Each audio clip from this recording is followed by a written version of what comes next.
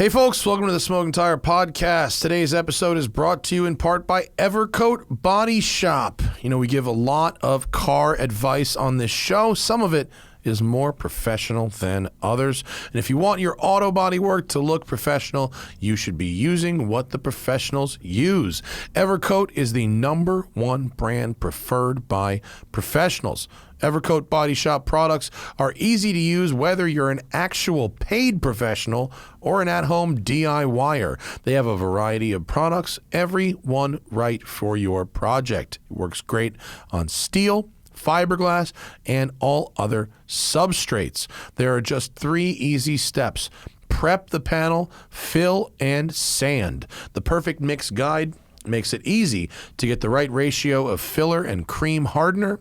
It dries in about 15 minutes and sands up to 50% faster than the competition, giving you a flawless finish. Evercoat Body Shop takes all the guesswork out of bodywork. It's available at Advance Auto Parts stores, so ask for Evercoat Body Shop products at Advance Auto Parts by name. Also brought to you in part today by Masterworks. You've seen them on our videos. You know, my dream car is the McLaren F1. It is just the best at everything.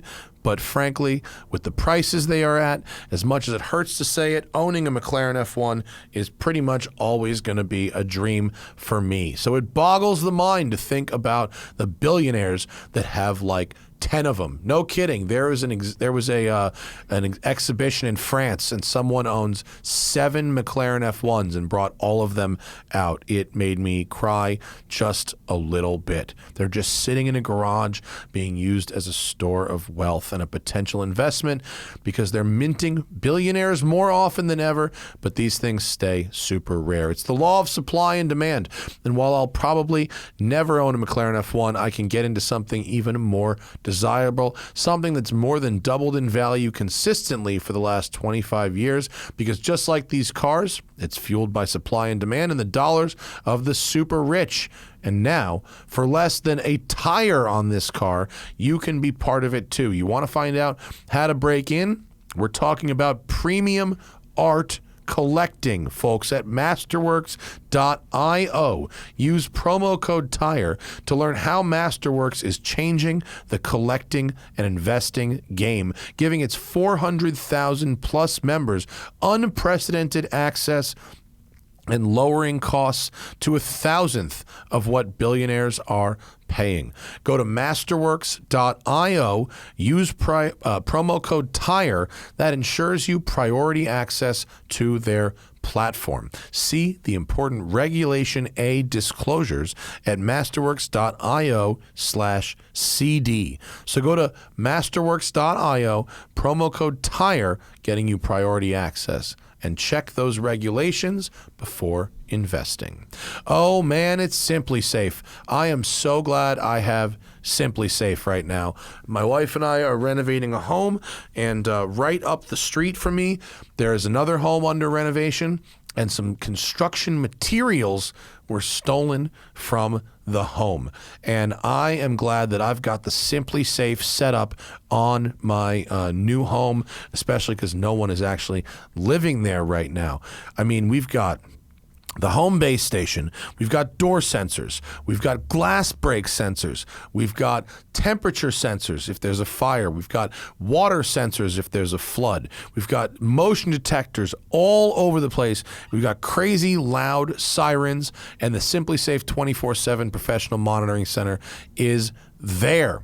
Simplisafe gave me a whole story to read from someone named Terry, but I don't even have to. I set up the Simplisafe and all this thing in my house in 20 minutes. It was super easy.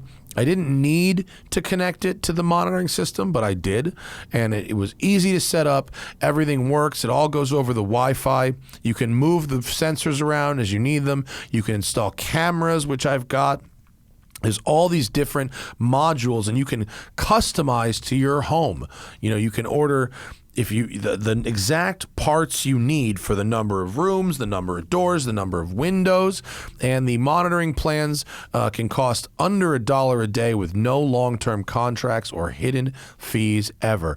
I've got the app on my phone. I can arm and disarm through the phone. There's also the keypad. It makes it, and there's even fobs, like keychain fobs, which I'm not using, but they are nice and slick. And so it's just, I feel better, especially because my house is under construction right now, having the Simplisafe there, knowing on the app I can see when the contractors arm and disarm the system. If they go in, when the alarm goes off, I get an alert on my phone so I know right away what's going on. It's great. You can customize the perfect system for your home in just a few minutes at simplisafe.com/tire. Go today and claim a free indoor security camera plus 20% off with interactive monitoring. Go to simplisafe.com/tire. All right, it's LMNT, spelled LMNT, pronounced LMNT. Man, this stuff is a tasty electrolyte drink mix with everything you need and nothing you don't. It means lots of salt, electrolytes, and no sugar. It contains a science-backed electrolyte ratio with 1,000 milligrams of sodium, 200 milligrams potassium, and 60 milligrams of magnesium with none of the junk. No sugar, no coloring, no artificial ingredients, no gluten, no fillers, no BS. LMNT is formulated to help anyone with their electrolyte needs and is perfectly suited to folks following a keto, low-carb, or paleo diet. Electrolyte deficiency or imbalances can cause headaches, cramps, fatigues, and weakness. And when you sweat, the primary electrolyte lost is sodium, and you can lose up to 7 grams per day. When sodium isn't replaced, it's common to experience cramps and fatigue. I have been taking LMNT before I work out, before my Pilates classes, and I have been feeling pretty good. No headaches. I mean, I'm tired because I'm working out, but it's not overtired and it doesn't linger, right? It's good for recovery. LMNT is used by everyone from moms and dads to NBA, NFL, and NHL players, Olympic athletes, Navy SEALs, exercise enthusiasts, and chubby podcast hosts. I may have added that last part. LMNT is so pure, you'll love their product and come back for more. They're offering a free sample pack, 8 single serving packets for free. Just cover the cost of shipping, $5 for U.S. consumers. Get your drink on at drinklmnt.com/tire. This deal is not available on their regular website. You got to go to drinklmnt.com/tire. Try it risk-free. If you don't like it, share it with a salty friend. Get your money back. No questions asked. Nothing to lose at drinklmnt.com. drinklmnt.com/tire, folks. All right. On this episode, Zack and I are back in studio for the first time in 2 weeks. He got the plague, has recovered. I talk about being backstage with Bert Kreischer, what it's like to take a Ford Model T to a track day, the Hyundai Kona N, what I've been doing for my mental health, and we answer lots of questions about a wide variety of topics on today's crew show. Welcome to the Smoking Tire Podcast. Is this the show? This is the show. Right. Here we are. Zack is back. I'm back.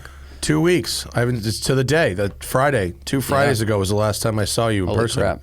I know. According to the CDC, I was cleared to be around people without a mask 2 days ago. Yeah. So I just want to say that out loud. But because your girlfriend also got sick and there was some overlap, Yep. I didn't know if you were like a carrier. Right. And you're also like a very responsible person when it comes to stuff like this. Like, right. Why push it? I don't want to be the wrench that fucks the gears of Yeah. your life, whoever else, the Yeah. whole WCCS empire collapses because I sneezed. Yeah. I don't really have 10 days to burn. I kind of need my schedule. So if I got sick, it would be...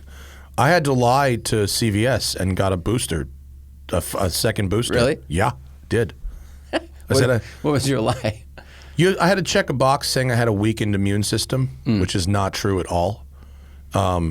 And if I felt like I was taking a vaccine from somebody that really needed it, I would feel bad about it. But considering I went for my appointment and there was like 100 appointments and literally nobody was there, I don't feel bad. Demand is low then. Demand is low, but it feels like there's a wave going on right now.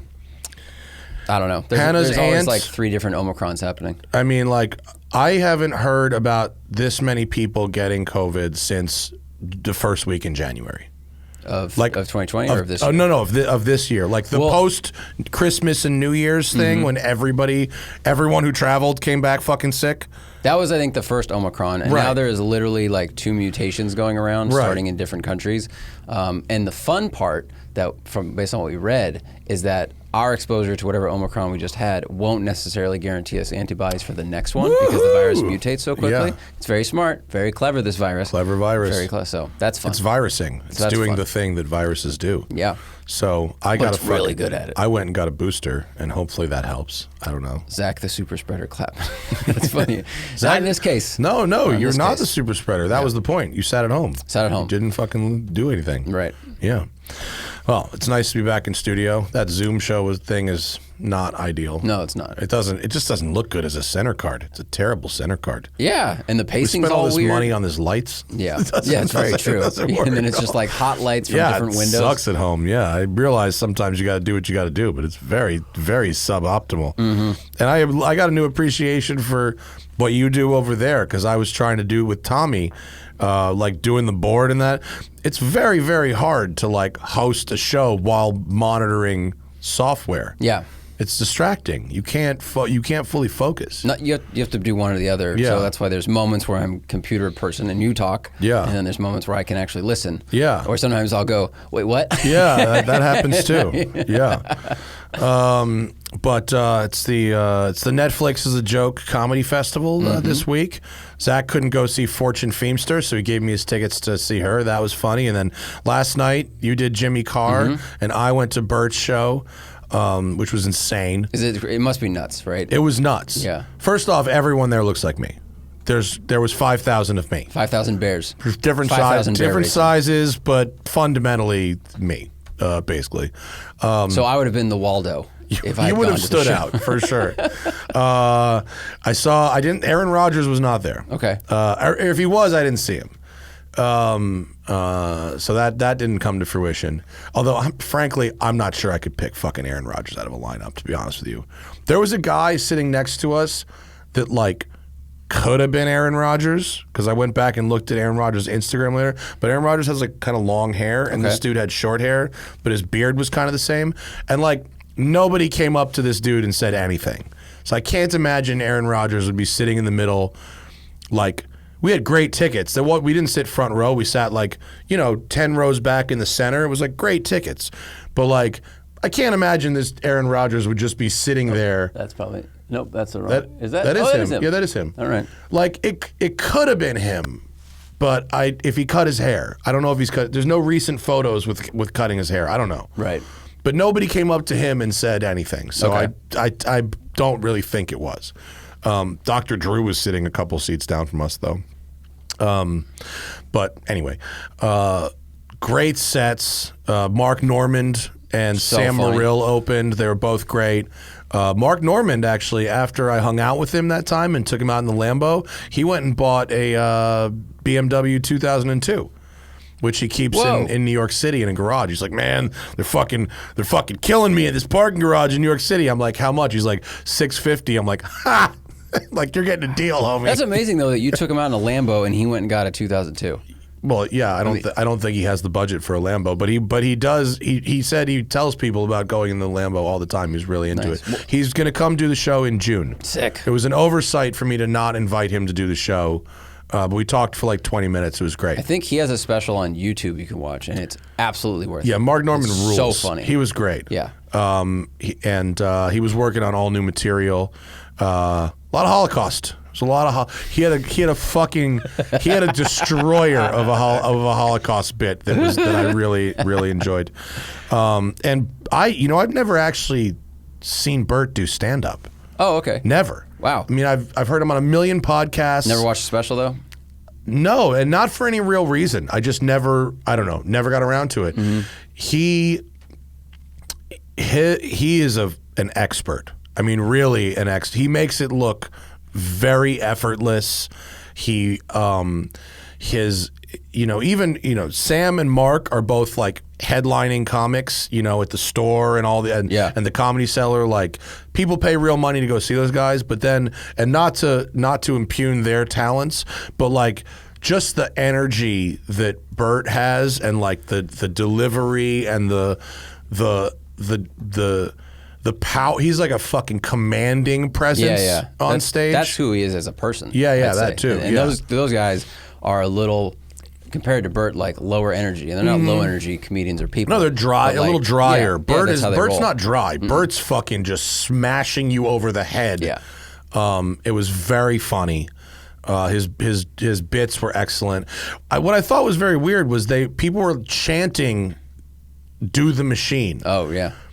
And it's weird to like. It's not like play Stairway. Like, it's weird to have. It is to them though. I know. Isn't that weird? Yeah, like, I had this realization yesterday. We were sitting at dinner, and I was regretting not buying tickets to see, Bill Burr or like Chappelle 3 nights ago. But the cheapest ticket, I swear to God, was like $200 plus. Yeah. And I just, at the time, I was like, I don't know if I can spend $500 on a comedy show. Yeah. And I realized Chappelle's the most expensive ticket in comedy. I learned that from Tom and Bert. But I think for some people, it is like going to see Metallica, Rolling Stones, whatever your big rock show that used to be that expensive. It's like that's the experience for them that equals those concerts that are expensive. But I wouldn't want those. I wouldn't want to see a comic that does a bit that's like, especially if you know it. Yeah, like you already know it. It's like, yeah. That's why I respect Seinfeld for the tour of like, I'm telling you for the last time, because people just wanted to hear the same bits. Yeah. Okay, this is the last time you'll hear this shit. Yeah. And he did do he didn't do the entire bit word for word, because I have seen that bit on YouTube when he started talking about it. When he was with us, I was like, I should probably watch this. And but he hasn't. There's an updated version of it because he's made a movie out of it. Right. In Serbia, and the fucking guys who play the Russians, the Serbians, they were there. So we hung out with them backstage. These fucking crazy Serbian guys who looked like big bozies, basically. Yeah. And I went to the after party.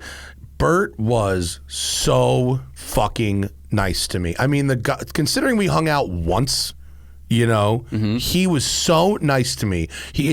He introduced me to like 30 people. Oh my God, Matt, come here. You got to meet these guys. You got to meet these. I mean, I spent like 25 minutes talking to Leanne, who comes from a drag racing family, by the way. He neglected to mention this. Whoa. That his wife comes from like a total fucking motorsport family. Just the nicest fucking experience. I mean, like, it was like, I met this dude one time, like, and he was like, fucking, you're family now. I was like, wow, this is awesome. Yeah. Like, it was great fun. Well, you guys have communicated a lot buying this car, and like, he's been really helpful. And he seems like I just like what he does with his money. Not the race car. I mean, that's cool, but also his stories of like bringing friends and family to his tour to stay in cabins he pays for. Like that's awesome. Well, he lives in LA, so there's obviously a lot of his people were at this party. He had friends, and there was a guy. There was at the little table next to the gate where we went to pick up the special VIP passes. There's a guy walks up behind us and he goes, "Passes for Turbo," and I turned around and was like, "Your name's fucking Turbo?" And he's like, "Yeah." Now his name was like Darren Turbo or something. And then as turns out, heir to the Garrett fortune. There's an entire bit Bert does about this fucking guy Darren Turbo. So I was like, that was that guy. Okay, cool. Wow. So yeah, and there's a guy named Turbo, and I hadn't drank. I didn't drink since we got back from Mexico. Mm-hmm. And but last night I was like, I haven't not drank for 3 weeks because I was an alcoholic. I stopped drinking for the calories, and I wanted to. And I also, by the sidebar, I haven't drank for 3 weeks, but I've been microdosing mushrooms. 2 days on, 2 days off. I don't feel anything. I have no feelings. Right. You don't get high or anything like that. I'm like cutting these little fucking things up with nail scissors, basically, and measuring it. 100 to 150 milligrams. But I have to say, between the not drinking and the microdosing, I don't know which I could credit, but I actually feel pretty good. Like I actually have had fewer thoughts of self-loathing. I've had fewer instances where I look at myself in the mirror and go, ugh. I've said that like I feel fat out loud, like way fewer times, if maybe even none. So I don't know what I'm doing. But it's working. But it's working, actually. Great. So I don't know if that's microdosing, or I don't know if that's just not consuming a beverage that is a depressant, which could also be it. I don't feel bad that I drank last night, especially because I was like consciously drinking vodka and sodas, which is like the lowest calorie thing you could pretty much be drinking if you're going to drink. But it was also a very special night. Like, yeah, I mean, going fucking backstage after party with Bert, like, I'm not going to not drink at this. Like, come on. I took an Uber from Venice to the Greek Theater. It took an hour and a half. Yeah. Even then, I was like, if I don't drink now after that fucking Uber, this would be stupid. Yeah. I like making drinking more of a special occasion. Yeah. And then when you do it, you don't regret it. You're like, no, I came here with intent. Instead of just drinking at home for whatever. Yeah, like drinking, I think I'm going to try to really not be drinking wine at home with dinner and stuff like that. And even at restaurants, like, I don't feel like I get a lot. But if it's like really part of the thing, because then last night's memory is good. It's not, why did I drink that again? Like, it's I have a hangover now. I feel bloated now. Yeah. And all I did was hang out at home and drink white wine. I didn't feel that drunk, though, but I fucking felt hungover today. We were texting at 1 o'clock in the morning. I was in the Uber. Never done unless I took an Uber home at 12:50. That's like real late for me. I was like, you're going to be hungover, but it's worth it. Yeah. I also learned a very valuable lesson. When at the Greek Theater, which is in Griffith Park, in the middle of fucking nowhere, really, for LA. It's in the woods. It's in the woods. Don't leave the party and then call the Uber. It took 20 minutes for the Uber to get there. I could have been in the bar. There was like no re-entry. Like I literally got, like, the party was like in the theater. So by the time I got to the self-locking gate, I didn't have an option of getting back in. It wasn't like I could call. Then you had to stand there. I just stand there in the fucking side of the road for 20 minutes like an asshole. I could have been at the bar and been like, Igor's here now. I can go out. Yeah. But it's been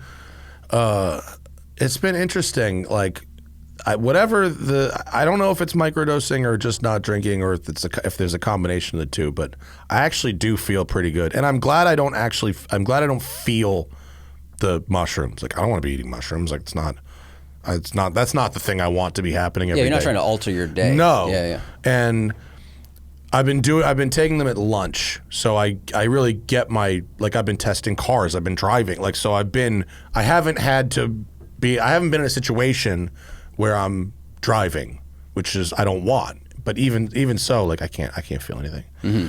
I don't know if it's placebo. You read on the internet, some people swear by it, other people say it's bullshit. I don't know. But the combination of the two things does seem to be working. Yeah. I mean, which is good. I did it a little bit years ago, and I definitely felt like it changed my disposition for the better. And I did overdo it one night, and I went to the gym, and I smiled at everybody. And that made me feel very awkward. And not as awkward as everybody else felt. I was great, but I was like, I'm smiling at the gym. No one does. Everyone looks serious here because you're here to lift weights. And Bert said that Adam Carolla is going to be our third driver for Two Bears Racing, which he's a good driver. So all right, cool. That could be cool. The reunion. That could be cool. The reunion of the car show. And Leanne told me that her dad's dream was to be on a pit crew. That's the dream. So we're going to surprise Leanne's dad with a Two Bears Racing suit and have him in the pit crew. Make one of those crew chief shirts, the button-up shirts? Yeah. I don't know if... and apparently Bert doesn't know yet about the Patrice O'Neill tweet on the car. I told Leanne about this. She's like, are you kidding me? You put that on the car? That's fucking awesome. I was like... We sent Bert the renderings, the livery, and she was like, I don't think he noticed. I didn't look at it. He didn't even fucking look at it. That's funny. But goddamn, is that guy good at comedy? That's awesome. You have to be really good at comedy to be able to talk for 20 minutes about something your wife does while giving you a blowjob when she's right there. She's there in the front fucking row. She laughing and he's too? like, when she sucks my dick, she does this and this. And I mean, you got to be brave as fuck to be doing something like that. You got to have someone who really loves you. Right. She loves him, and they have a nice house, and good life, and all those things. Yeah. But I'm sorry you weren't there for that one. I think you would next time. Yeah. For sure. That is the kind of comedy party. I was I was disappointed, but at the same time, like, Sarah got me this great gift, and as I told you, well, Jimmy Carr's funny. He's very funny, and Netflix lined up so many heavy-hitting shows, sometimes the same night, same time slot. Yeah, which it was like you had to choose. You know, it was Sophie's choice. Yeah, who do you want to go see? Bill Burr did the Forum 2 nights ago. Right. Yeah, which is an amazing gig. I mean, that's crazy. Yeah.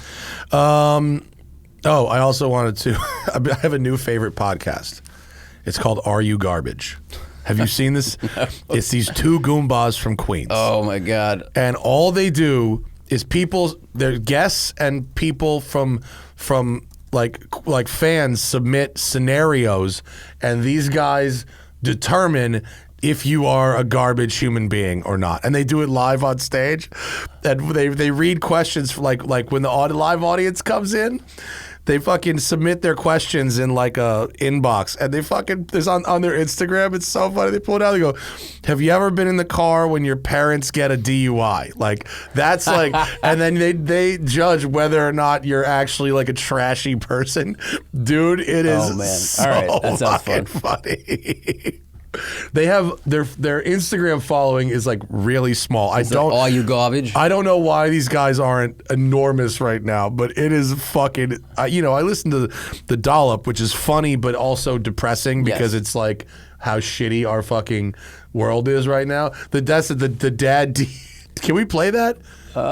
Yeah, I think so. Do we have to like play it through the TV speakers? Will they hear it? Will they hear it on the show? They should hear it. Do we have to turn on this microphone? This is why we play the game. Wait, scroll back. This is what we flew to Denver for, baby. All right, reset. Yeah. Dad DUI. Yeah. Next question. Ever been in the car when one of your parents got a DUI? This is why we play the game. This is what we flew to Denver for, baby. Mickey, how old were you? 4th or 5th grade, he says. So there was no chance of your dad being like, tell him you were driving.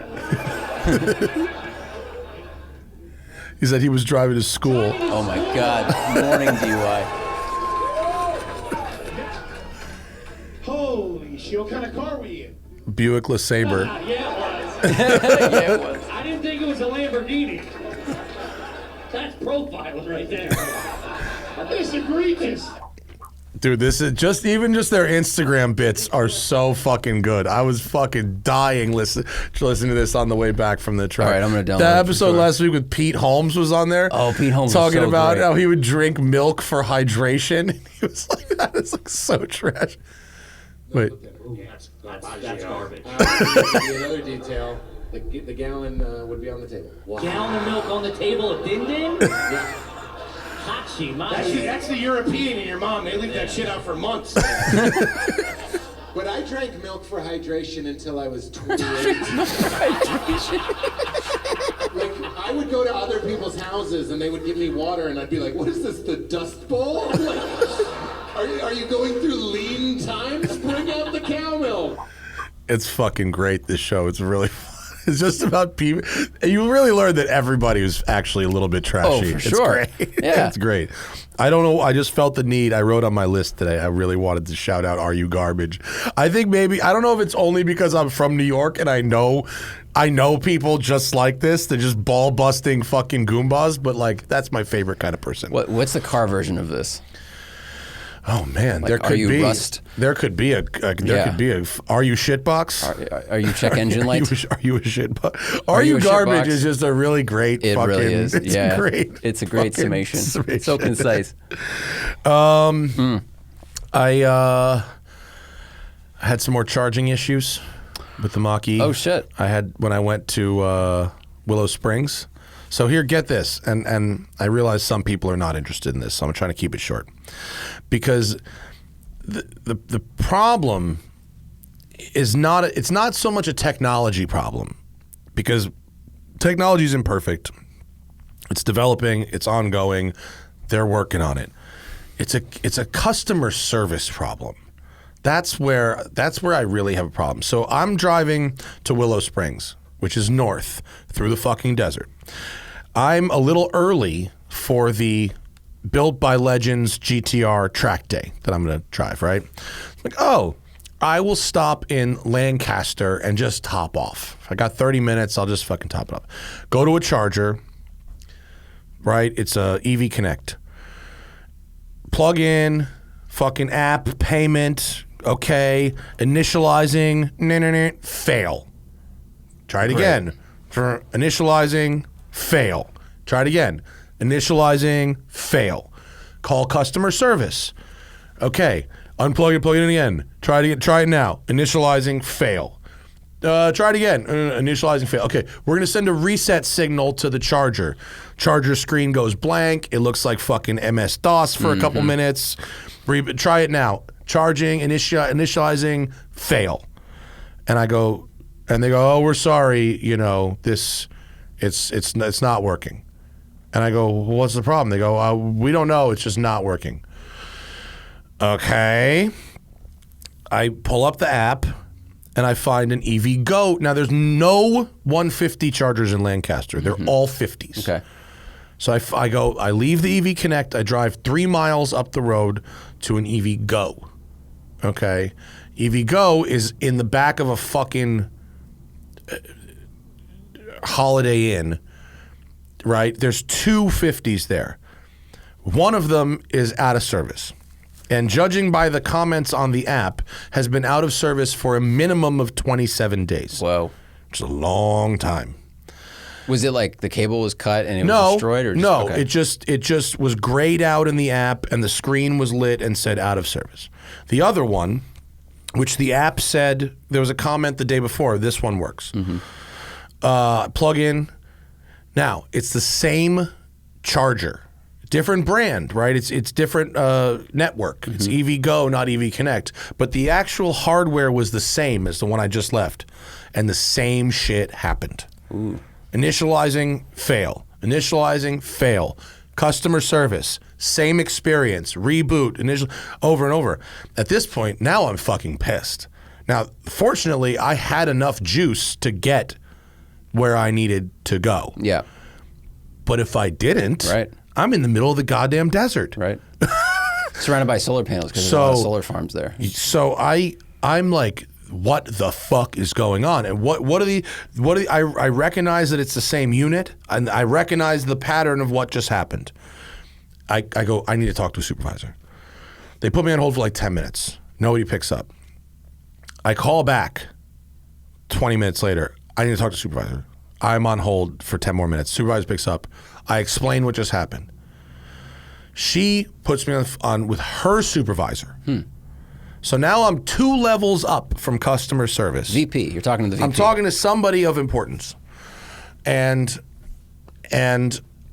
finally this person says to me, we've had a problem with this brand of charger and mach-e's specifically. And I go, it's called a BTC 50 kilowatt charger, and all 3 major networks, EV Connect, EV Go, and Electrify America, all buy them.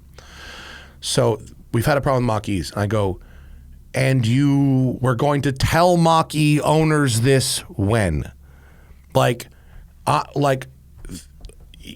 people need this stuff. Yeah. Like it's not just that it needs to be reliable. It's that if it doesn't work, we need to know not to go there. I was like, you have an app that sends me notifications all the goddamn time. You have a profile that I've filled out that says what I drive. How have you not either grayed out those chargers for people with a mach-e profile, or sent a notification saying, we've had a problem with these chargers, please avoid them? Or she goes, well, you can go to our website and see what brand of charger it is. I go, how would I even know to do that? Right, yeah. Go to your website? What's the app for then? While I'm driving? Like, what the fuck? That's crazy. And I go, she goes, well, you know, Ford should maybe. I go, Ford? I go, well, that's a good point, but you haven't either. Maybe, you know, so I got a hold of Ford, and Ford was like, I have absolutely no idea what you're talking about. So I told them, I said, go through my charge logs. You look at it and from call these people. You look at it from your end.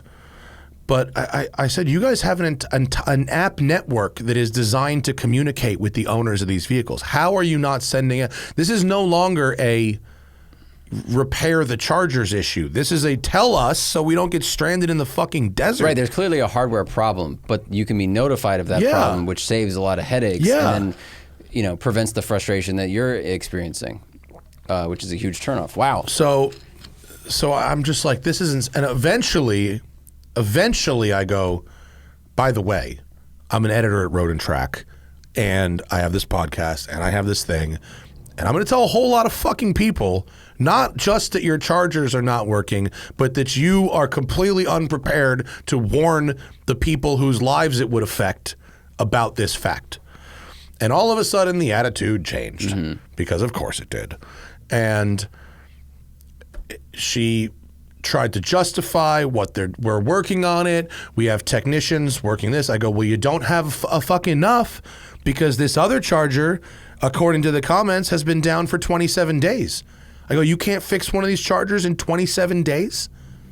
You know what I mean? Like, you don't, if your technicians are working 24 hours a day and you still have chargers that are down for 27 days, hire more technicians. Like, get the fuck on this. Well, it also sounds like that this problem may be with Mach-e. So even if they fix that charger, which they should, you would still be in the same situation, which still that doesn't fix the problem that they're not communicating to people that are having That's issues. what I'm talking about. And is then that it's they're a not customer communicating service. to the OEM, at least allegedly, saying, hey, we have a problem here, because like they need to work on their back end to figure out why Mach-e specifically are having this issue and other plug-ins or plug-in hybrids are not. Right. So I talked to Ford. I told them to talk to this company.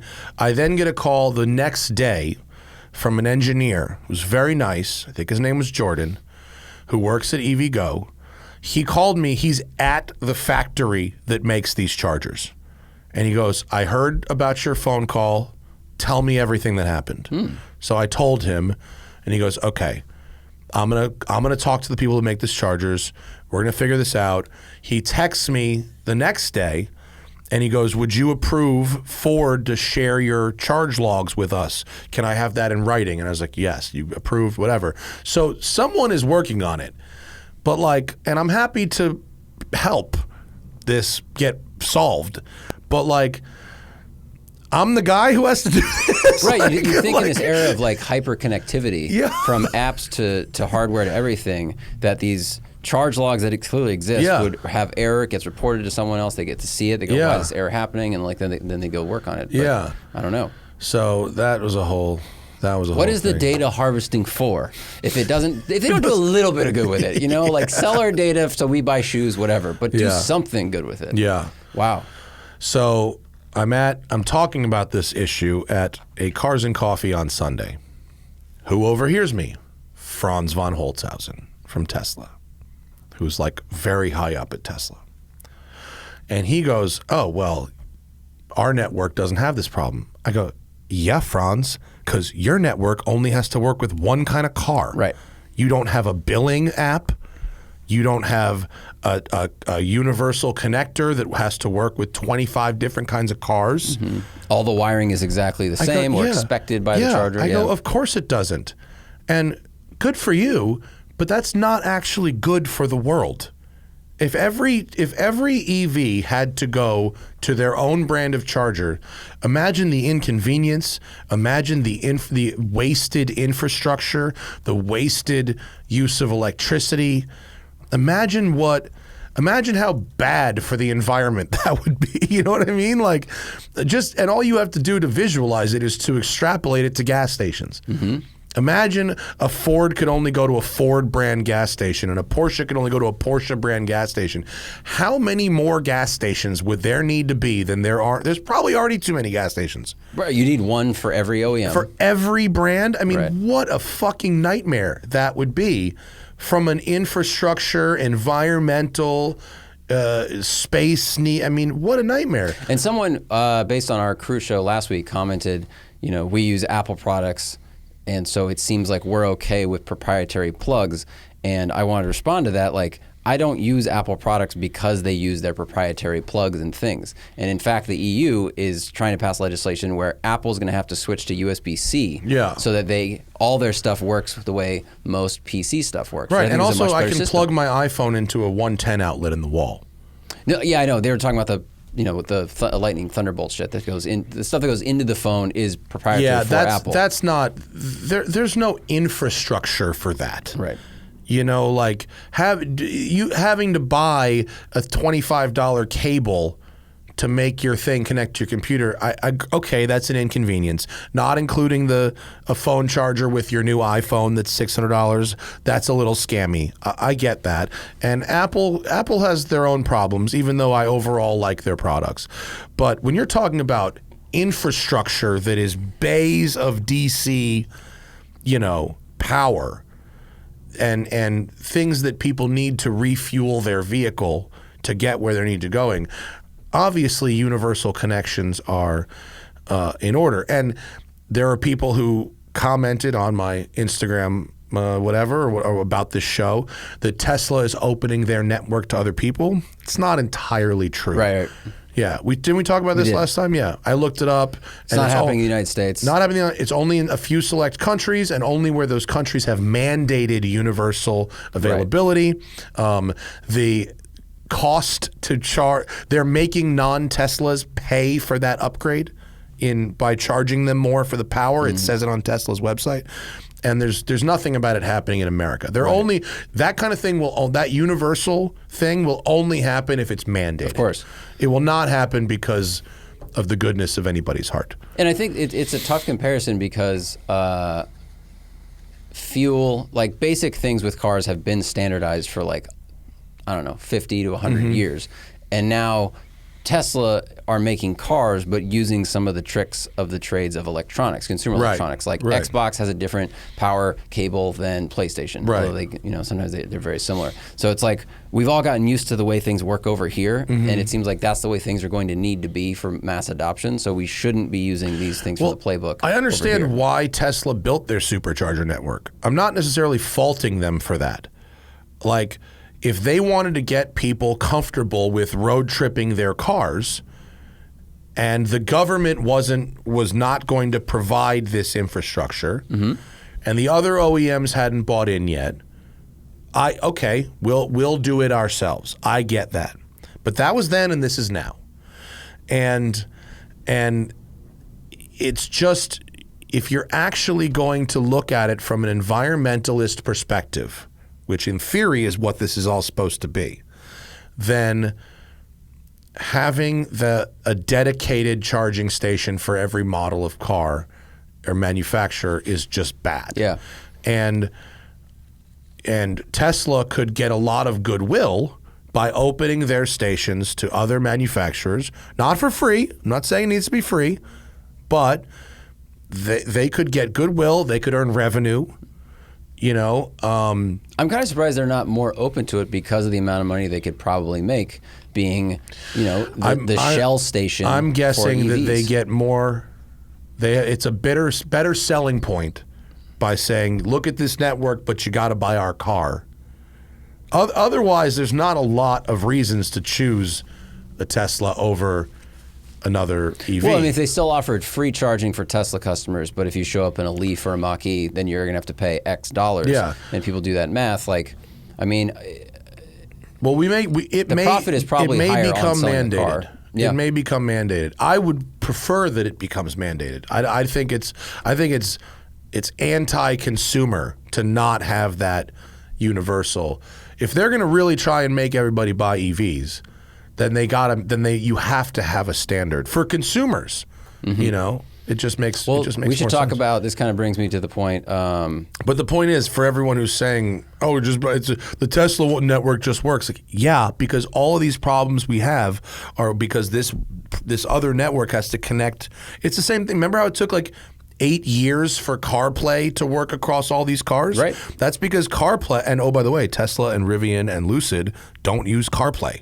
Why? Because it's easier not to. Because CarPlay, you're adding a second UI system on top of the one you've made. Yeah. And the computer has to recognize this new UI accept it, and then figure out how all of its functions that they have spent the time programming BMW's functions now have to go, okay, we have to respond to these other controls from this other software. Like, it's very complicated. And with charging, there's probably different amounts of resistance, there's different wires, there's different like battery layouts, all these things that the charging computers are probably used to getting feedback from. Right. And like they respond to that, and that's how they adjust their voltage and everything else. And now you have, 15 different manufacturers plugging in, and it has to work with all of them? Like, it's complicated. It is complicated, and that's why I am not mad when it doesn't work, as long as the customer service angle holds up. And I'm mad because the customer service angle of it has repeatedly collapsed. Well, this is like, I've been reading Unsafe at Any Speed. Oh, and yeah. Like that early stuff where they're just talking about the lack of notification to customers that were in potential danger.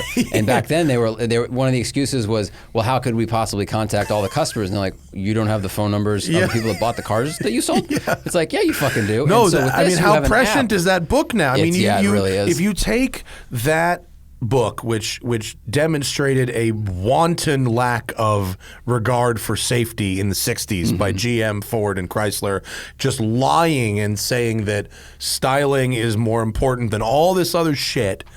If you take a lot of the principles and the failures and the breakdowns and the unaccountability there, and you move that 50 years in the future to EVs and autonomous vehicles, all that shit still applies. It's totally relevant. Yeah, I mean, I think it's just company practice. Yeah. Large companies, almost regardless of industry, want to protect the profit they have, the system they have, until they're forced to do something different.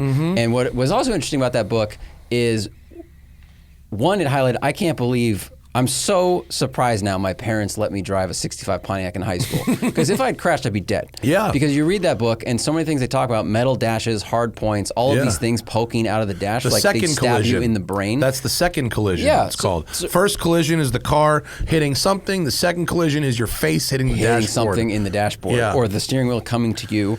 Did you get to the part about people being impaled on Cadillac fins yet? No. There's a whole chapter on fucking people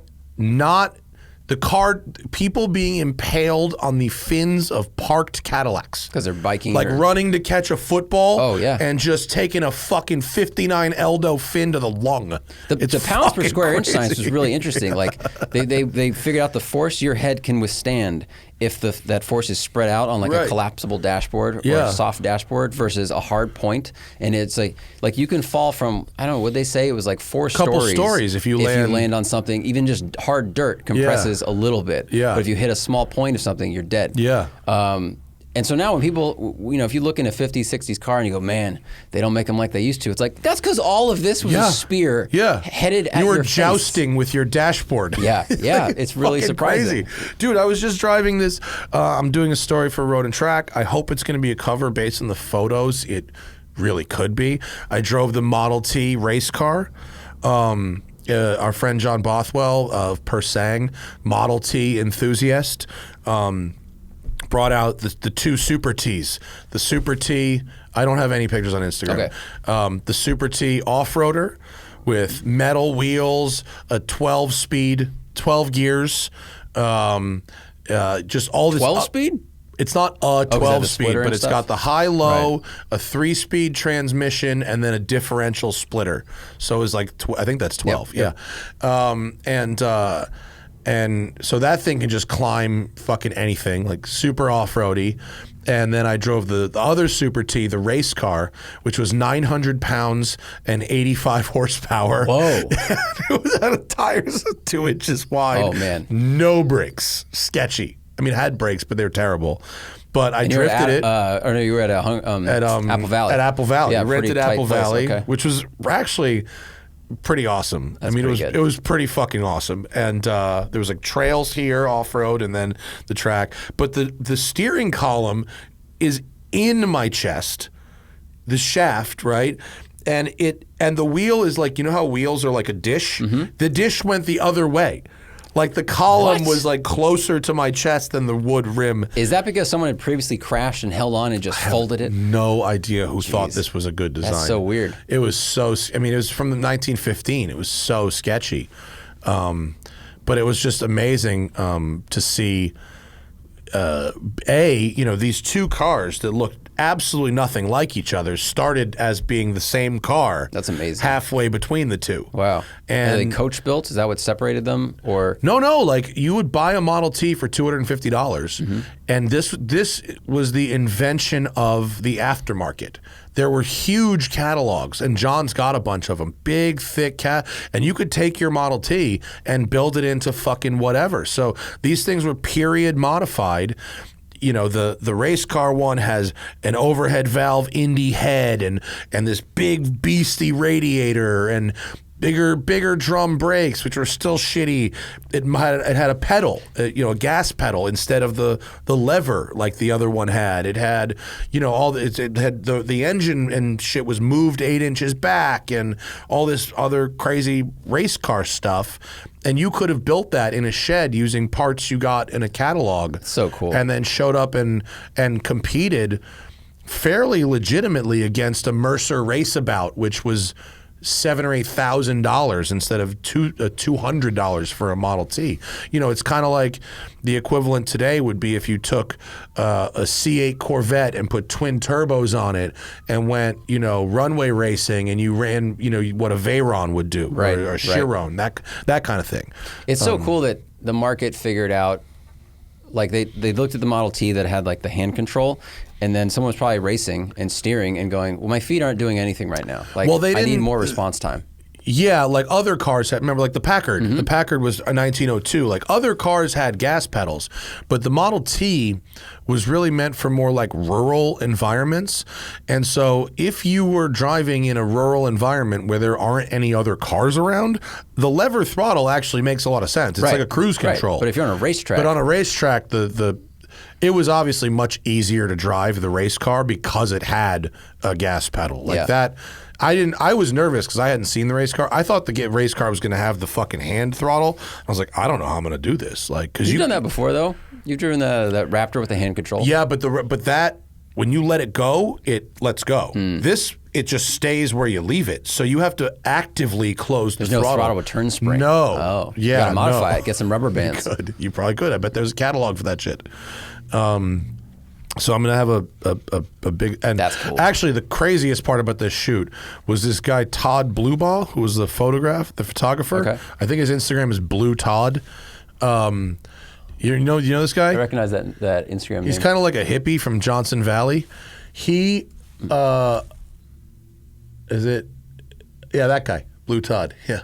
I don't know if he got... So, see this motorcycle on top left? Yep. So, that motorcycle...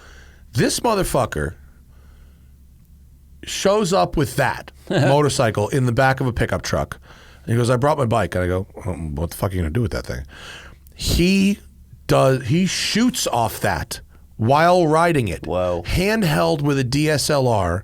That bike has a hand clutch and a suicide shifter on it. What? It's a fucking bobber. It's got no rear suspension. It's like Easy Rider bike. And this dude is doing bike to car on a fucking racetrack off of a bobber. Jeez. I was like, you are completely out of your mind. Yeah, that's amazing. Now the shots he got were amazing. I mean, he got some like super duper bangers, and he did it off road, by the way, too. He rode the bike off road. He rode the bike with no suspension to do the off road T. He rode it down the dirt trails also. Oh my God. I was like, you're fucking nuts, man. It was one of the more hardcore things I've... That is quite hardcore. I'm trying to find like car-to-car shots of him, but... Yeah, I don't know where they found this guy, but he's nuts. Well, that's cool. Nuts, and he does good work. Those are fun people to be around. Well, some of the shots were fucking epic. I'm glad we don't have any yet, but like there's a couple that could easily be... the theme, Road and Track, each issue is themed. Right. So this issue is analog. So...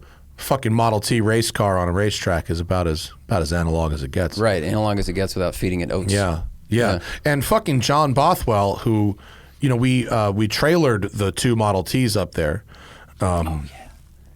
He rolls up from fucking Newport in a 26 Rolls Royce. So badass. Like, he didn't have to. No one was like, yeah, while you're at it, bring the roller. That's so cool. And then he went off-roading in it. He took that on the trails. I mean, the tires have 4 inches of sidewall. They got a little tread to them. That's got like a wheelbase, 6-liter inline 6 3-speed. Oh, I bet it's so smooth. I rode in the back. It's a Rolls-Royce limousine. It was pretty cool. Was Joe the mechanic there? No, he brought this other guy. He was like a 22-year-old kid named Will, who was like a Model T expert. Wow. But he drove this fucking thing up from Newport to Apple Valley. He loves this shit. I mean, he's the guy. Wearing loafers. You know, that's cigar, like... a whole thing. Yeah. And just like, that was just his car for the day. That's like, it wasn't, we weren't even doing anything with it. But he had, you know, the race car had never actually been on a race track. Or, I mean, not since, you know, not in, I don't know, 70 years or whatever it was. And the fucking thing was... How old were the tires? Older than I would have liked. I mean, it's hard to find those tires. So they were like probably like 8 or 9 years old. Okay. But they're tube tires, so they have a tube inside, and so the fact that they were a little hard made it easier to slide the thing for the photo. So I was able to drift it. That's rad. Yeah, it was shady. That's so cool. Like you think you're gonna go flying out of this thing. The seats are just these little, you know, these little kind of half buckets. Right. But there's nothing to doors, right? Hold on to. It was really sketchy before it. No doors, no body work at all. You're out there. And when you're driving it, you're hanging onto the wheel. So there's that. But if you're a passenger, you have nothing to hold on to. There's no handles. There ain't shit. Really? So before I drove it, John was like, let me take you for a rip. And I was like, nah. And he was like, yeah, no, come on. I was like, no thanks. And he was like, no, come on. It's like, fine. So I was like hugging him because I had nothing. I thought I was going to go flying. How did they out of not this think thing. that through? Like staircases had been invented at this point, handles. right? There's so many handles in life. Handles had been invented. Doors. I don't know. Bar crazy. stools, all that stuff. That's crazy. It was fucking crazy. I'm glad we got to do it though. It was really, really fun. And the off-road one was, you know, as capable as you'd think it would be. For people that don't know, John brought a off-road Model T on our second All Cars Go to Heaven adventure. That was a regular Model T. Oh, okay. That one, it had a couple of period mods, but that trip, he was making notes the whole time about what worked and what didn't work, and he built the Super T based on that. The issue, okay. Yeah, so that particular T had a overhead valve head like the race car did for higher performance, but it kept getting grime and shit in there when you were going off-road. And so he was able to run a higher compression piston with the older school style head that has less maintenance, but like it makes just as much power. So the Super T makes as much power as that T, but it's less maintenance when you're out on the road. Got it. And it had some like extra gears, and it had metal wheels, and it had wider tires, and it had a better radiator, a flat fin radiator instead of a tube fin radiator. Awesome. It was awesome. And actually, I got pretty decent at driving it. It takes a lot of brain power to drive a T. Yeah. Especially the hand throttle one. But I got like pretty good at it to the point where like I'm pretty sure I could drive it like in traffic now and not fucking freak out. So Audrain veteran run part 2 the next T week. is 1908. So you can't. So too young. But didn't Donald say to us that They're young going to expand it because to 1909, I thought. Well, I think he said they might include a Model T class because a lot of young people were into the Model Ts, and he wanted more young people to do it. So they were going to have the veterans, and then they were going to have a Model T class after that. They should. They should. Yeah. I mean, this kid Will was 22 and had 2 Model Ts. Well, because I think we're talking to somebody at the Audrain, and like you can get a Model T for not crazy money. Oh, Will said he bought his for $3,000 and it ran. Wow. Yeah. Okay, so the entry is Yeah, much it's more pretty approachable. low. Yeah, that's rad. Yeah. Because you're still getting a very similar old car experience. I know Donald's probably yelling right now; they're not similar, but like. If you want to expose people, kind of similar. If you want to get people into it, it's close enough. It's not that much different. Yeah. No, it's there is a difference between like 1902 and 1915. Yeah. But a Model T is really like a 1907 that they made for, you know, right. Like it's for like a long 2020 Sentra is a 2010 Mercedes. You know? yeah, basically. I think that's the Kona N we could talk about. Is that Sure. we need to? I liked it. Didn't you drive it on track? I drove it on the road? street, and I autocrossed it. Oh, okay. Yeah. I liked it. I mean, the fact that they call it a subcompact SUV is a little insulting to my intelligence. It's a hatchback that's just tall enough to fit 19-inch wheels. Yep. That's really it. It's a lifted hatchback. It's not even really lifted. It's like only like a little. It's just like a little bit. Your feet just go a little more down instead of out when you're sitting in the seat. But it's like, really like not. the Golf Sport Wagon had like an extra inch and a half or something like that. Yeah, it's not that tall. It's just a little bit taller. But it's sharp and responsive. The gearbox is nice. The dual clutch, pretty fun to drive, I thought. Yeah. I got 27 miles a gallon driving out to Apple Valley and back. You know, the interface is good. The adjustability of everything is good. I thought it was a little stiff in normal mode. It is around LA. I would agree with that. I drove it in NorCal and it was okay. It's a little stiff. But in N mode, I mean, it's really stiff. No, you can't. I couldn't. Really I stiff. found it with the shocks in full. It was like undrivable. Yeah. And actually, it wasn't. It actually put the power down worse. You know, when the shocks are really stiff, the wheels would hop more, and like it wouldn't handle as well because it wouldn't lean on the tire as much. It would kind of skip across, and you could probably see it in the video I made with it. But you know, $33,000, basically no options, comes fully loaded. It splits the difference between the Veloster and the Elantra, right? Yeah, I totally agree. It's a little bigger than the Veloster, a little taller, drives basically the same. I mean, unless you were literally going back to back between the two, drives basically the same. Yeah, I mean, I autocrossed it, and I didn't feel like I was in a car that was unsuited for that task at all. No, you know, you could take it to a track day. Yeah, you'd have a really good time at a track day. You could definitely take a track.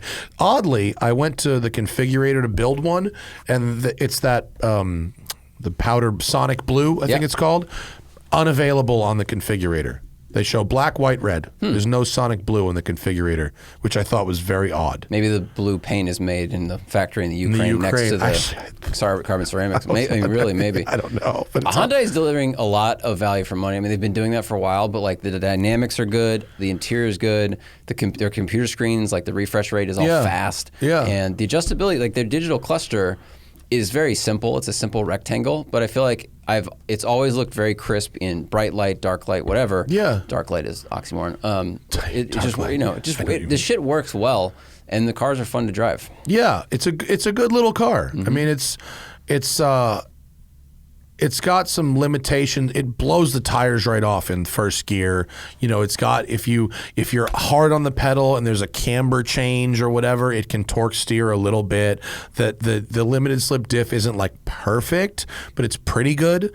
And it could be a little. It's got P0s on it. I feel like if you got rid of the P0, which are fine, but I feel like if you got rid of the P0s and put PS4S, it might quiet down a little bit on the highway. The Michelins are like a little quieter. It wouldn't be worth taking off the tires when they're brand new, but other than that, I mean, for $33,000, it could be your only car.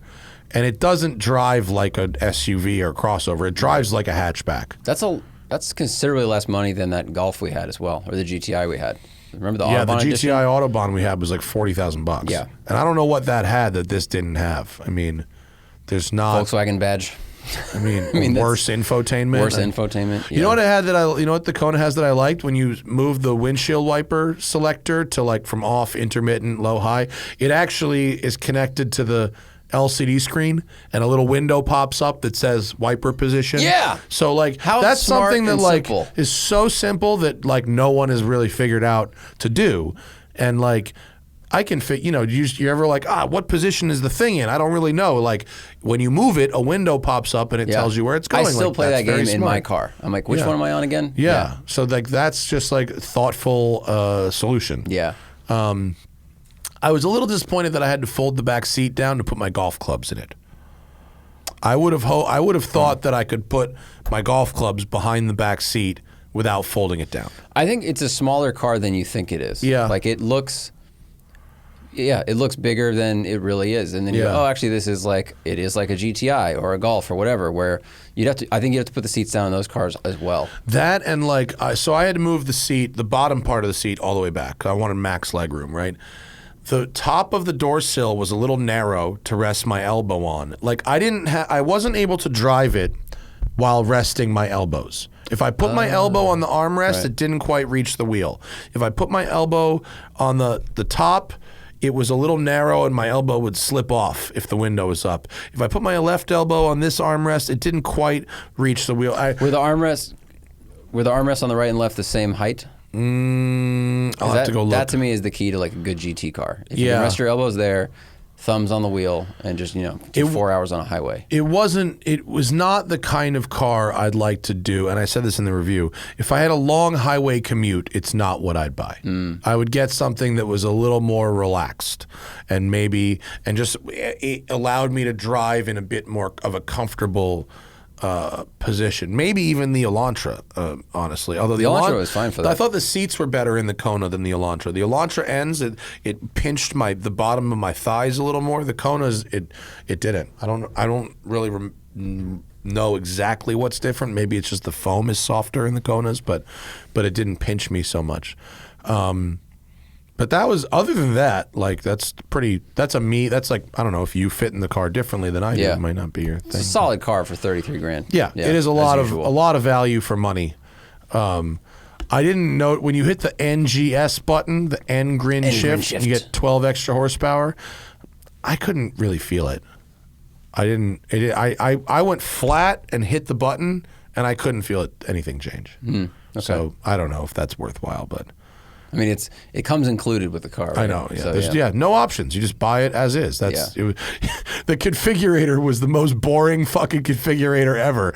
It was like click Kona N, click color, finish. Like, that was it. There was nothing. It took you straight to the like cargo net accessories and like dog cage thing. Oh, that was the same. Yeah, the Elantra configurator is equally boring. It's like 2 transmission, clicks. cargo net. This doesn't even have transmission. This is all dual clutch. It's all DCT. Yeah, it's pure. Just accessories. Do you want a keychain? Yeah, exactly. Want a hat? Get out of here. All right. Well, that's what's been going on since we talked to you last. Let's see what the people are saying. Oh boy, Prashan spent $15K at a dealer for a super clean NB Miata. Don't regret it. But what dollar value would you place on the driving experience? Yeah, 15 sounds right. I mean, in today's market, yeah, like that's such a depends on it. It's a very subjective. I understand the question, but it's very subjective. Yeah. Because there are people that don't like Miatas and they think the driving experience is $1, and there are people that think it's, as good as anything. I'll say this, brand new Miata is what, ND? 34 grand? Yeah. Right? For a good one, like with some shit. And a super clean NB is more than half the fun for half the money. And it's already depreciated, right? Very true. So you've done well. That's good math. I like that math. That's what's math. the new version cost? Is this as how good close as that? do you get What's to the how ratio? close can you get to the new version? Right. Math. Derek Yegan. Let's see.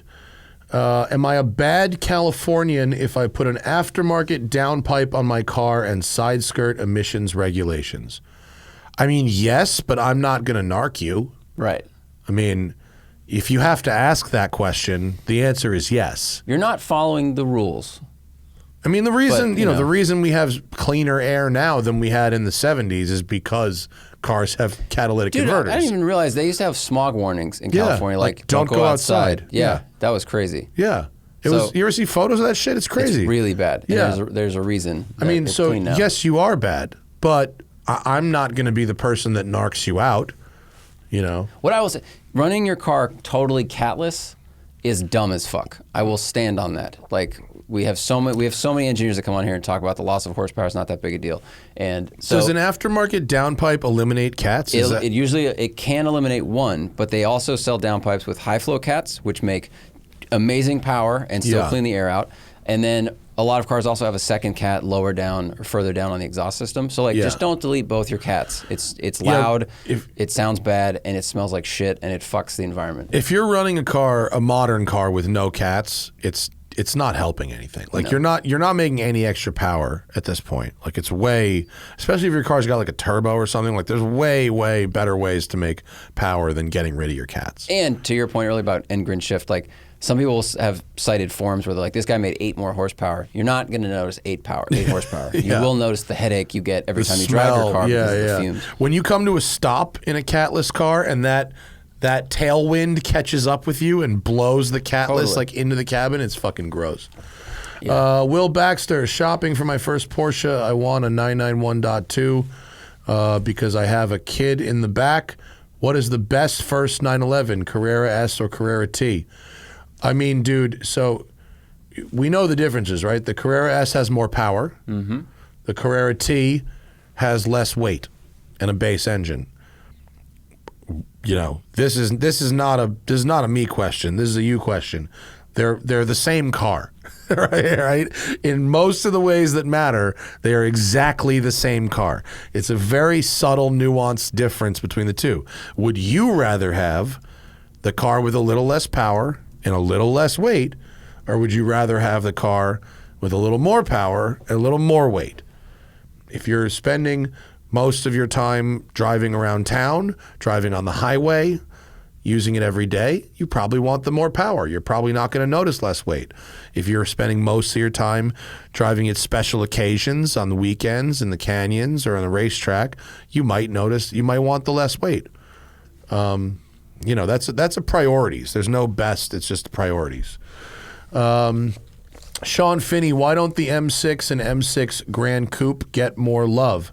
They can be had for $45,000 with a 5,000-year bumper-to-bumper warranty, and reviewers seem to really enjoy them. It seems like a lot of car for $50K total. I mean, why don't they get more love? I don't know. Well, I think it's just signals the death of the luxury executive coupe. You know, like we've talked about before, the people that used to buy those tend to buy the sport-looking, sporty SUVs now and crossovers, and the people that want a real enthusiast car for that money are going to buy an M2 or an M3 or an M4. So it's kind of this, I don't know, it's an old idea that people aren't just into anymore. Yeah, I mean they're fast and they're comfortable, but the thing about these sort of cutting edge luxury cars, sedans or coupes, is when they're not cutting edge anymore, they become significantly less exciting. Doesn't necessarily make that a bad car. Mm-hmm. Although out of warranty, I mean, I'm assuming Sean knows what he's talking about here with a $5,000 5-year warranty. I don't know if that's true. I haven't looked. I'm not gonna vouch for that. But if it is, then sure, $50,000 for a 500 plus horsepower GT car is not so bad. Right. It's good looking, very, very fast, comfortable. I mean, other cars you'd prefer that are super fast depreciated. I mean, those S-Class coupes, they're fucking great. When they depreciate. My favorite of the personal luxury coupe is the Lexus LC500. LC500s are de-fucking-lightful. Yeah. They look great. They sound great. They're quick enough to have a really nice time in. You could even take one to a track day if you wanted. Probably more reliable than the BMW. Probably. But there's nothing wrong with an M6 or an M6 Grand Coupe. I just don't think I think they don't get more love because the BMW super fans that are in that class, they just get the newest one, the M8 or whatever, and then the real enthusiasts really go with the smaller, lighter cars. They're not really buying the big ones once they get depreciated like that. But it's not a bad car. Yeah. I've had reviews on the Coupe and the Grand Coupe, and I liked them both. So yeah, it is a good question. Why don't they get more love? Why don't we recommend them more? I mean, I don't recommend a lot of used German stuff because it could be a fucking nightmare. And I would rather get an E63 sedan than the coupe version. I would just rather have a slightly more practical, useful vehicle in that class. So that's why I'm not really that into the M6. Yeah, those a big car that's only 2 doors doesn't do much for me. I agree. Yeah, personally. Yeah. Let's see. Stephen Hamilton, would you say that the Hyundai N cars are almost like heavily budgeted BMW M cars? I mean, they in a lot of ways, yeah. The adjustability, the fact that you can program the drive mode how you like it. I mean, that was certainly pioneered by BMW during the... I mean, the guy, like he mentions, Albert Bierman helped develop all that stuff at BMW, and then he got hired away to Hyundai, like, I think 15 years ago, something like that. And I mean, that was his job. Like, he was head of R&D and performance at Hyundai. Yeah. There's a reason that they're very similar. Yeah. Miguel Flores says, cheapest car with floor-hinged pedals as a daily. Volkswagen Beetle? Got to be a Beetle. Right. Yeah, it's got to be a Beetle. As a daily? As a daily, I mean, are there... he wants to drive barefoot. Are there any modern cars with floor-hinged pedals? The only ones I know are the Beetle and the 911. Is there anything else? I mean, nothing that's cheap and you daily it. I think it's like, spikers or something. Yeah, like crazy. race cars. Yeah. But it's very uncommon. Yeah. It's very uncommon. Because all the hardware, pumps and things are mounted like up in the firewall. Yeah. So. Most people don't want to look at that shit. Yeah, that too. I mean, I can't think of anything besides Beetles and 911s. I can't remember the last and car old I ones drove. at that. Yeah, they're old 911s. Yeah, air-cooled. Yeah. Yeah. That's where you're going with probably. Yeah, I don't know. Dan Mosqueda. Dan, I love you, but that question stinks. I don't want to talk about $35,000 crossovers on this show. That's radio snooze fest. Chris Navio, thoughts on Porsche entering Formula One in 2026? I mean, they're good at racing, so they'd probably be good at this kind of racing. They're good at systems, which I think a lot of F1 is. It just depends on. I wonder which team they're going to like acquire or partner with. I just don't know yet. I mean, the thing is with Formula One, the Formula One race cars have so little to do with the road cars. It's not like the fucking Metzger motor is going to be powering this thing. Like, yes, I understand there's some trickle down in terms of maybe like the hybrid system and whatever little bits here and there that might trickle down to a road car eventually. But it's not like whatever could trickle down, Porsche's not using at Le Mans already. Right. A Formula One car is built to a set of regulations that has almost nothing to do with the road cars. So yes. Porsche has a lot of experience. I feel more confident with Porsche as a racing team than I do Infinity. Well, they've demonstrated many times that they can build cars and win in a lot of different races, and I think that almost to me highlights their ability to just manage systems, resources, people. Yeah. Which, like Toto Wolff, he made a bunch of money running an investment company before he ran the Mercedes F1 team. He was not a mechanical engineer, right? But he understands systems, people, refinement, and so I think that is what they do very well. And they'll probably do a good job at it if they spend the amount of money you need to spend to be competitive. Yeah, that's the question. Yeah. Brandon Doyster? Cheesecake is a cake. A cheesecake is a cake? I think it's a cake. Do you bake it? If you bake it, it's a cake. I think you bake it. Actually, that's not true. But it also doesn't have a crust on top, where pie usually has a crust on top. Jake says, the cheesecake a cake or a pie? I would say it's a cake, but I don't really care. Brandon says, thoughts on Subaru dropping the STI for current generation? Is it a missed opportunity? I think it's a bummer. I think the STI is, in a lot of ways, the halo product for Subaru. Yeah. It drives a lot of the enthusiasm.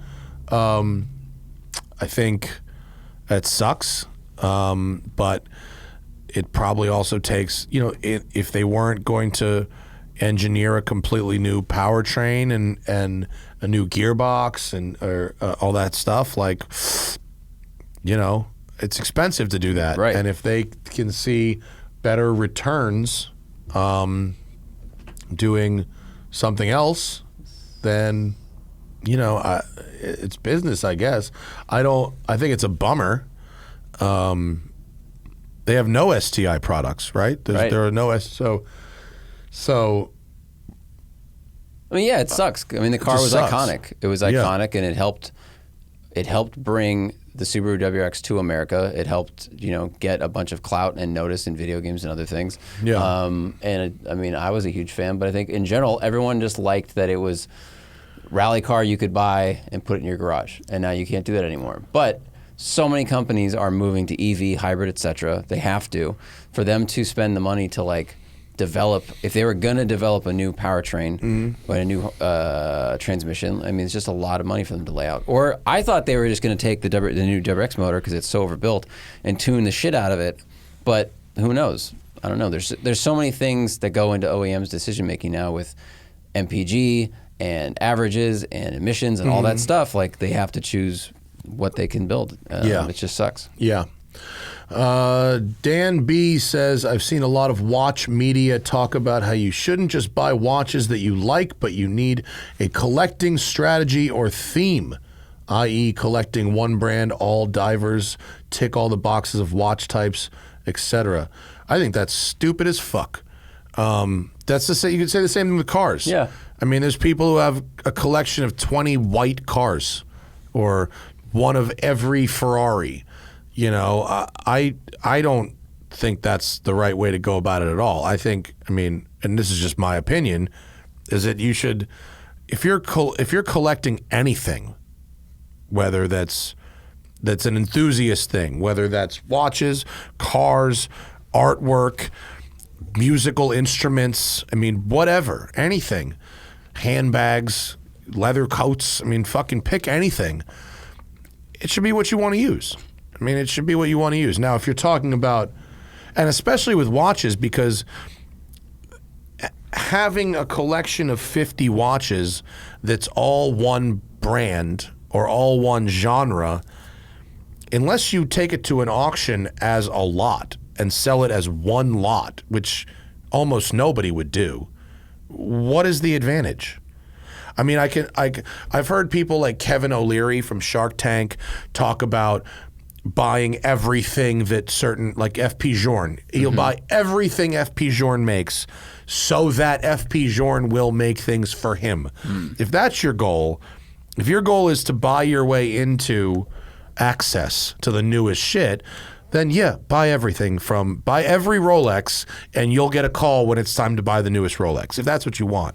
But if it's just about building a collection, I see no advantage to having just one type of watch or just one. Totally. Doesn't make any sense at all. In fact, I like variety. I mean, if you opened up a watch collection and you had fucking down here in this corner, you had a G-Shock all the way up to a MB&F, Bulldog, crazy fucking tourbillon and everything in between, I'd be like, you appreciate all these things. Right. But like, the most important thing about collecting anything, any type of enthusiast product, is that it's something you want to wear and use. The investment aspect is one angle to it.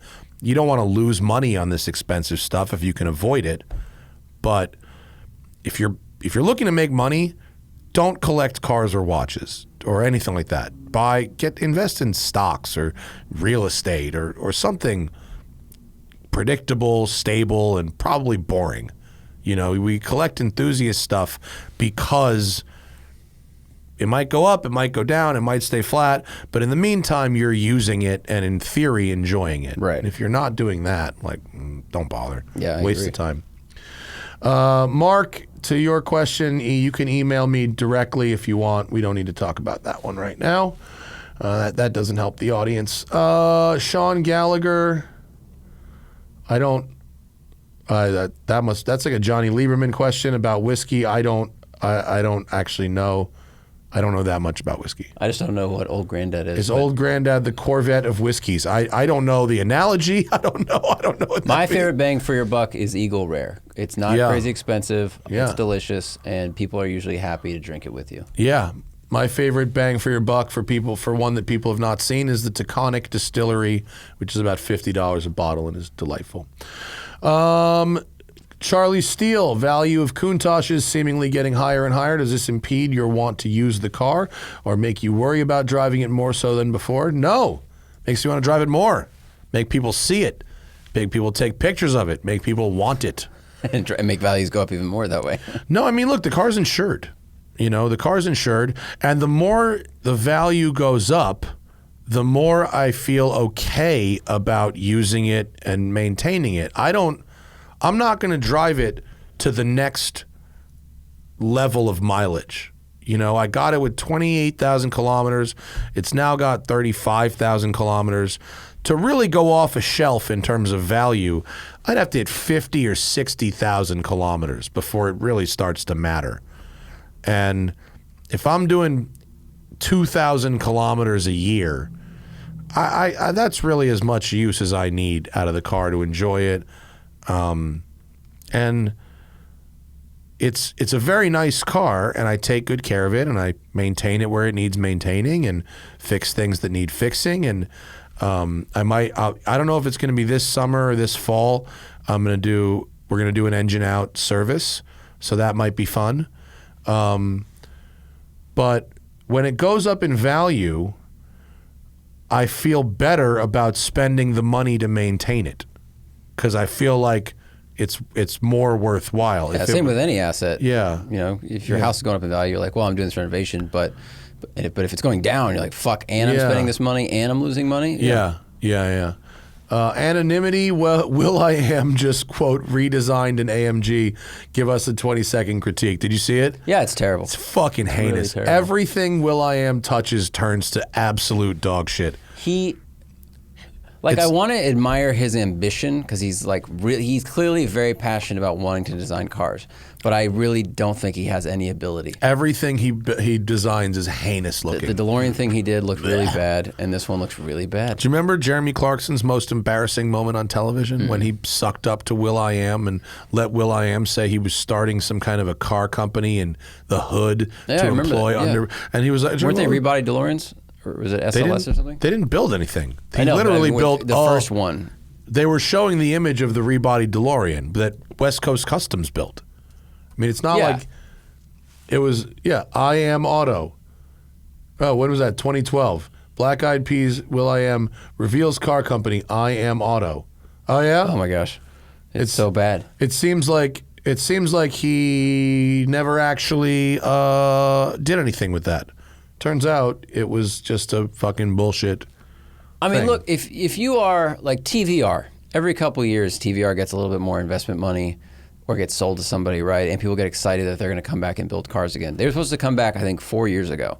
Yeah. And nothing's happened with them. And well, that's fine, but they're pretty at least. And they're a company that's existed before. Yeah, it's not a fucking musician going on television going, I've started a car company, but in actuality what's happened is he's paid West Coast Customs to build him a DeLorean. Well, I mean, if you're going to start a car company, someone's going to have to build your prototype. But if your prototype is ugly as fuck, and you're not going to get a lot of investors. You're like, this is the thing. People are going to go, never mind. Yeah. I think that's going to be that's an uphill battle. It's not good. Not good.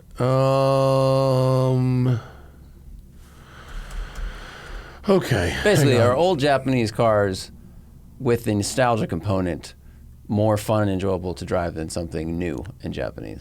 That's Cameron's question. It depends on the car, right? So if you have the means to restore and refresh them to almost new, Cameron says, you're still driving an old car. Mm-hmm. You know, I just drove this. I was talking about Tommy F. Yeah, I just drove this Mines built by Legends Skyline GTR, which is basically what you'd get if you took a brand new Skyline off the assembly line in 1994 and sent it to Mines for their upgrades, plus better brakes and modern tires, right? It was absolutely delightful to drive. Delightful.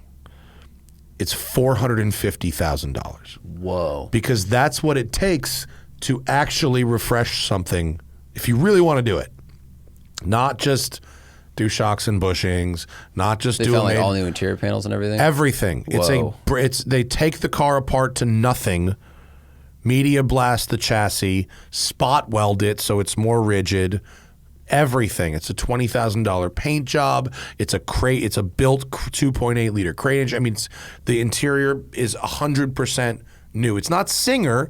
It's not hyper realistic, right? It's not, but it's new, all new, everything new, and it's $450,000. Like, I'm not saying it's not worth it. If you've got the fucking money, it's super, super sick. The driving experience was excellent. The car ran awesome. I had a great 10-lap session around streets of Willow. Super fun. Love to take it through the canyons. But like, even like a couple of people that drove it that have really nice, like Larry Chen drove it too, who's got a really nice, clean, fairly high dollar R32 Skyline. He was like, this is a world of difference. You know, clean, good, classic car versus completely like new. There's an enormous difference in the amount of work and stuff that it takes to get to that. But you're still, even then, you're still driving a 30-year-old car. It's a great 30-year-old car, tight, no rattles, feels good, much more confidence on a racetrack than you would have if it was just a used car with tired bushings and any kind of questions left behind, you know. But if I have a brand new car on a racetrack, I am comfortable beating the absolute shit out of it, which I would never do in a car that was 30 years old, even if it was restored to a like new kind of thing. So, now, is that a perception thing, though? Like, maybe. Don't know. I mean, if this car's seam welded, built almost like race car standard, but it just doesn't give you the same confidence a brand new car does?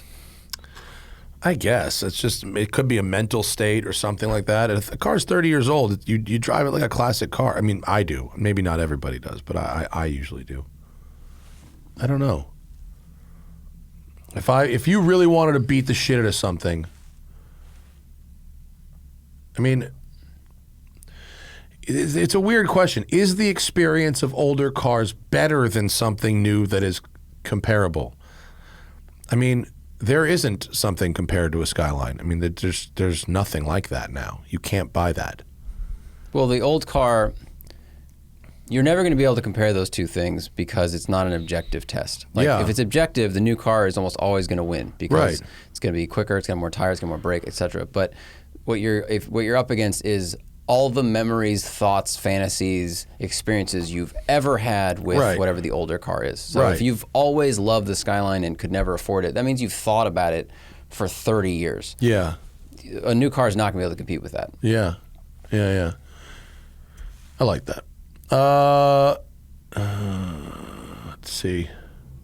Oh, this was a response to that. Oh, okay. Yeah. Wait. I think Ivan says Toyota has a manual option in all of its sports cars today. Do you think this is a viable option for other brands, or can only Toyota afford such things? I mean, look, I hope that manufacturers recognize that people are looking for engaging cars. And at a certain point, it doesn't make sense to keep chasing performance numbers and to maybe focus on engagement. We've got a manual Supra, we've got the new Z, we've got the GR Corolla, we've got the Civic Si, which in America only comes with a manual. The new Acura Integra will have a manual. It's a sedan, but still. There's a lot. I think that manufacturers are beginning to recognize that not everything is going to be an egg. And so, I mean, Toyota has a lot of resources. They could build a manual, you know, that not every other company could. Nissan, at the launch of the Z that I was at, were very proud of what they've built, but they were also clearly a little, the word isn't apologetic, but they were trying to make us understand that the only way they could continue building a Z was to reuse the architecture, to not have a ground-up new car. If it was going to be a ground-up new car, they would have had to do what the BRZ and 86 were, or the Supra and Z4 were, and have a twins where it's a partner project. And so it was important to them that it was a uniquely Nissan product, which meant that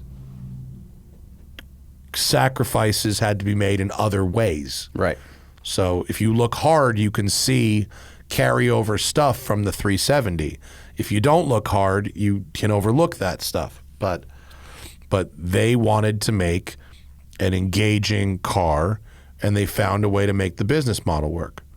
I think other people can too. Minis you still get with a stick. You know, the Hyundais, you know, with the exception of the Kona.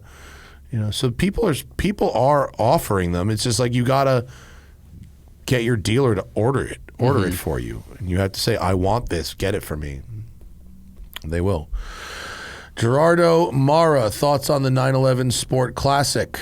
It's cool. It's got the turbo motor, rear-wheel drive, manual gearbox. Yeah. Pretty sweet. Seems pretty rad. Yeah, pretty sweet. A very exciting thing to drive. Ain't nothing wrong Looks with good, too. that. I wonder if you think this might be what you're driving in Germany? Oh, that'd be cool. Zach's going to Germany to drive That would a be bunch so of cool. RS products throughout history. When is that? Soon, right? May 23rd. It's when I'm in Uruguay, right? Yep. Or right before that. So Zach's going to go drive like some classic RS cars. Yep. And then an as yet unannounced something. Limited edition. There's a couple options, right? It could be the new GT3 RS. Mm-hmm. It could be this. It could possibly be the Dakar, which is the modern, the 992 Safari that's coming out. All great answers. All would I'm be excited awesome. about all of that. If it's this, I would be very jealous. Yeah. This is going to be rowdy. It's the 3.7 twin turbo. It's the turbo engine. It's not the GTS engine. It's not the 3-liter with a manual and rear wheel drive. Man, that looks cool. It looks pretty fucking I would like to drive it on a badass. very large skid pad to learn oversteer. Right? It looks primo.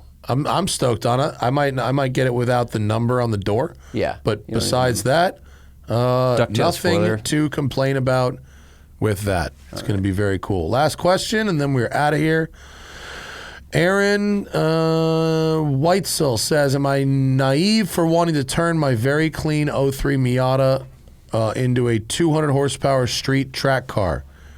Will we see NA to NCs reach 15, 20 Ks in the next 10 years? I mean, I would not turn a car with that few miles, especially if it's clean, into a track car. If it's a track car, find one with 200,000 miles on it. I mean, those things really do run for a very, very, just surprisingly long time. Yeah. So find one that's fucked up and modify that, because then you won't care. You're clearly already wondering if you should do this. That means you shouldn't, because then if you're on the track, you're going to be a little slower, a little more cautious. Like, build a race car. Yeah, track work is very hard on cars. Mm-hmm. And so if you're going to be worried about this car once you're on the track, then don't spend the money and diminish its value by modifying it for the track. Right. Let it be what it is. Because then it's a worse street car. Right. It's not a great track car. It's a worse collectible, a worse street car, but you're not going to be as hard on it as you would otherwise be on the track. Yeah. Yeah. Yeah.